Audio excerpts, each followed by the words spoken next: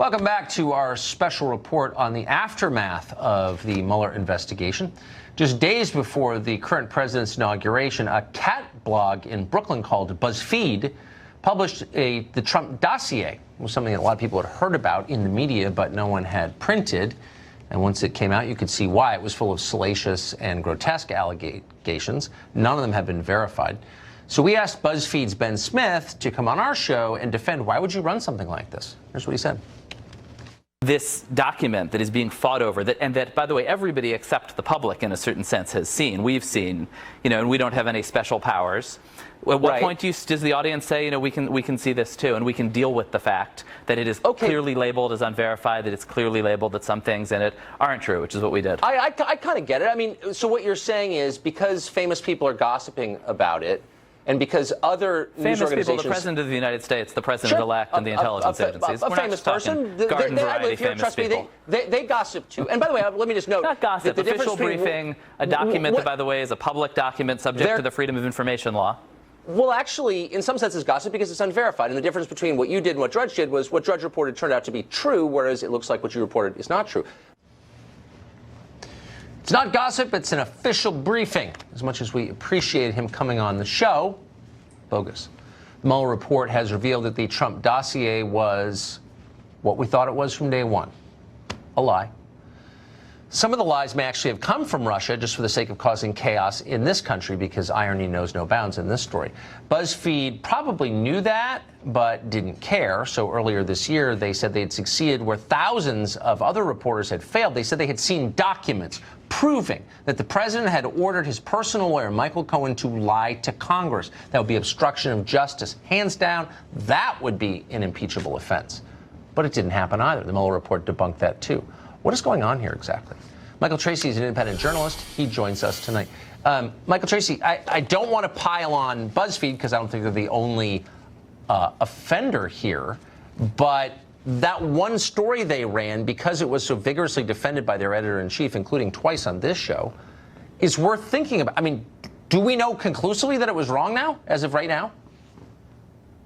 As pitiful as it sounds, Tucker, BuzzFeed, I think, actually does deserve some credit for acknowledging after 4 months, after it became totally untenable that the story could in any way be perceived as accurate, they finally came out within the past 24 hours or so and declared essentially that it had been retracted. And I think, yeah, we do know now with almost absolute certainty that the story was not true, because Robert Mueller came out and said, quoting Michael Cohen, that he had not been directed by Donald Trump to lie to Congress. In fact, Mueller added that Cohen had been instructed by Donald Trump to cooperate.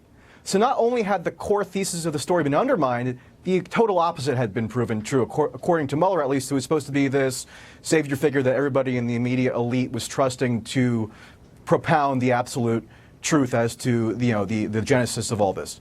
But I think the thing that's really crucial to bear in mind about the broader Trump-Russia saga and the media's relationship to it is that Trump-Russia has come more to resemble an article of religious faith than a set of journalistic, political, or legal claims. Right. And a religious faith, by definition, is just not falsifiable, meaning countervailing evidence can never undermine the core premise upon which believers rest their faith. And so it goes for Trump-Russia. I mean, you have people at the Washington Post, at GQ magazine, all these people who are slobbering over one another now after the Mueller report and congratulating one another on how wonderful of a job they did in covering the Trump-Russia saga. It's mind-boggling, and I almost don't even know how to react to them at this point, because they're not amenable to reason anymore. It's almost like they're in a church and, chanting these, excerpts from their holy text. So let me just ask you, because you may know the answer to this. There's a guy called Jonathan Chait, who works at New York Magazine, who I've known for a long time. Not a genius, but, a workaday journalist. Wrote a story suggesting that Trump had been a Russian agent for decades. And it was accompanied by this graphic that was so complex, it looked like a maze. Was that real? Was he being serious? And did anybody else at New York Magazine say, that's a little demented, John, maybe pull back?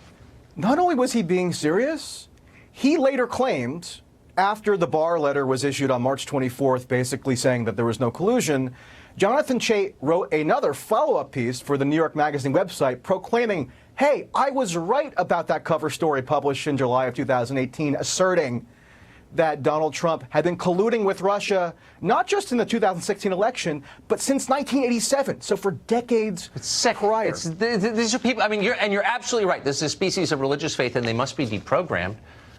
Michael Tracey, thank you for the clarity of your coverage of this issue for years and for all the crap you've taken for being clear on it. I appreciate it. Thanks, Tucker.